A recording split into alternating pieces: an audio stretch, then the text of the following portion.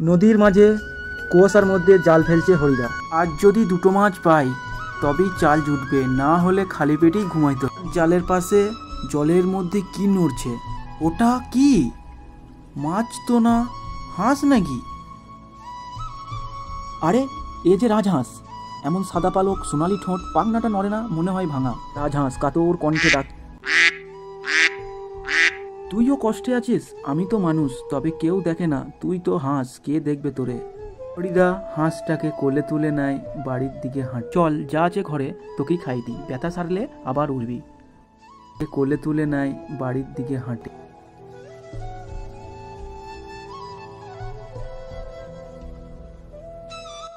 এটা কি এনেছো? হাঁস? হাঁস পোষার বয়স তোমার? পোষার জন্য না রে, ও আহত, খাবার নেই, ওর মুখের দিকে তাকাতেই পারছি। নিজের খাওয়ার ঠিক নাই, আবার হাঁসকে খাওয়াবে? তো রাজহাঁস, কে জানে ওর মধ্যে কি আছে। হরিদাস হাঁসটাকে ভাত ও জল দেয়। রাজহাঁস ধীরে ধীরে খায়। দেখ, কষ্টের মাঝেও বন্ধুত্ব গড়ে ওঠে। রাত গভীর, হরিদা বসে আছে হাঁসের দিকে তাকিয়ে। তুই কি একটা হাঁস, না কিসের সংকেত? পরের দিন হরিদা হাঁসের পাশে গিয়ে দেখে আর অবাক। এটা কি? এটা তো সোনার ডিম। এটা তো সত্যিই সোনা। কি হয়েছে? হাঁসটা সোনার ডিম দিয়েছে। মাগো, এ তো স্বর্গের হাঁস। তবে কি আমাদের ভাগ্য ফিরবে? পরের দিন আবার ডিম পায়, দুটো সোনার ডিম। এই প্রথম এত কিছু পেলাম জীবনে। এই হাঁসটা সত্যি আশ্চর্য। এমন কেন হচ্ছে? রাতে হাঁসের চোখে চোখ রাখে হরিদা। তুই কি মানুষকে বুঝিস? হাঁস শান্তভাবে ডানা নড়িয়ে দেয়। তুই আমার সঙ্গী হবি, আমার দুঃখের বন্ধু। তৃতীয় দিনও ডিম পায়, 3টে সোনার ডিম। বাজারে দিলে তো হাজার হাজার টাকা। আর হাঁসটা সুস্থ হলে ওকে ছেড়ে দেবে তো?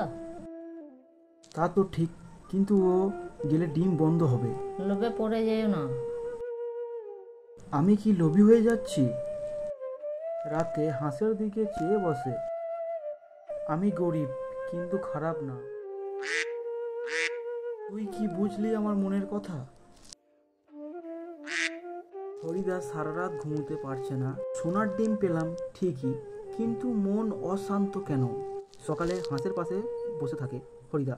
তোর ডানাটা একটু ভালো লাগছে আজ। তুই সুস্থ হলে কি চলে যাবি? আজও ডিম আছে বুঝি? আছে, এটা 4র্থ ডিম।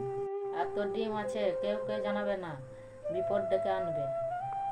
সন্ধ্যায় দোকানে চাল আনতে গিয়ে দোকানদার, হরিদা এতদিন পর টাকা এনেছো তো? হ্যাঁ, আজ একটু ব্যস্ত হয়েছিলাম। হ্যাঁ, টাকা এনেছি তো। দোকান নিচ্ছে হরিদা। চাল, ডাল, নুন, তেল কিনে ফিরছে বাড়ির দিকে।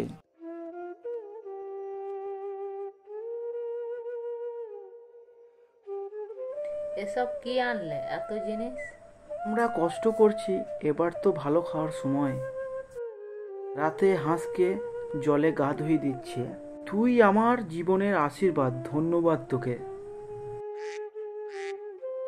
পরের দিন কোনো ডিম নেই। হরিদা উদাস। আজ ডিম দিল না কেন? হয়তো বিশ্রাম নিচ্ছে, হাঁস তো ক্লান্ত হয়। হরিদা চিন্তায়। ডিম না পেলে কি করব? 3 দিন ধরে কোনো ডিম দেয় নাই। হরিদা, তুই কি শেষ করে ফেললি সব? তুমি হাঁসটাকে নিয়ে বেশি ভাবছো, এটা ঠিক নয়। আমি ওর উপরে নির্ভরশীল হয়ে পড়েছি, এটা ভয়ঙ্কর। রাতে আবার বসে থাকে হাঁসের পাশে। তুই চাইলে উড়ে যেতেও পারিস, বাধা দেব না।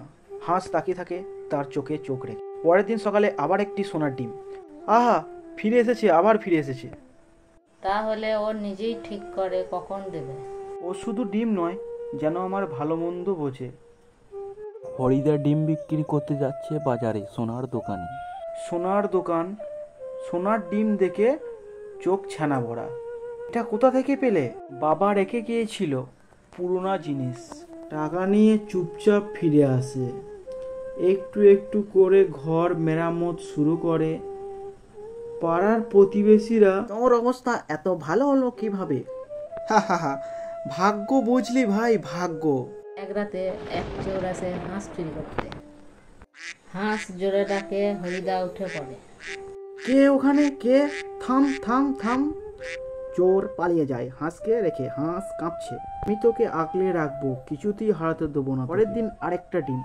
তুই আমার বিশ্বাস, আমার পরিবার। তুই শুধু হাঁস না, তুই যেন আশার প্রতীক। হরিদা ডিমের দিকে তাকায়ও না। হা হা, আজ থেকে তোর নাম রাখলাম আশা। এই গল্পটি যদি ভালো লাগে লাইক কমেন্ট সাবস্ক্রাইব।